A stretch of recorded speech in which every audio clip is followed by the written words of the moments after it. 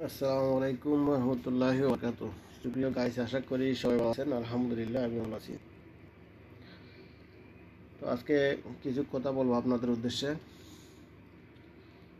ওমা তৌফিক ইল্লা বিল্লাহ। কথা হলো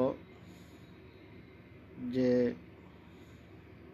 দুঃখ নিয়ে আমরা সব মানুষই, দুঃখ ছাড়া পৃথিবীতে কোনো মানুষ নাই।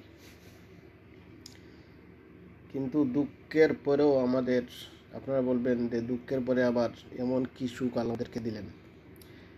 দুঃখের পরেও একটা সুখ আছে আমাদের। এর জন্য প্রথমে আলহামদুলিল্লাহ বলে নিলাম। কেন?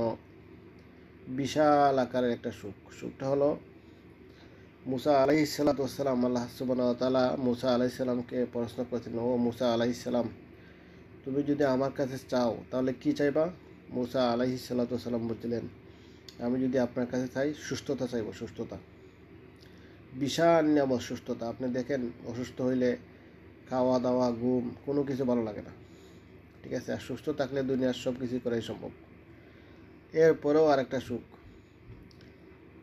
আল্লাহ সুবহানাহু ওয়া তাআলা আমাদেরকে দেখেন, আমরা যারা সুস্থ সবল আছি আলহামদুলিল্লাহ, ডিজেবল নয়, আনডিজেবল আছি, আল্লাহ তাআলা আমাদেরকে চক্ষু দিয়েছেন, হাত দিয়েছেন, পা দিয়েছেন, কথা বলার শক্তি, বাক শক্তি দিয়েছেন।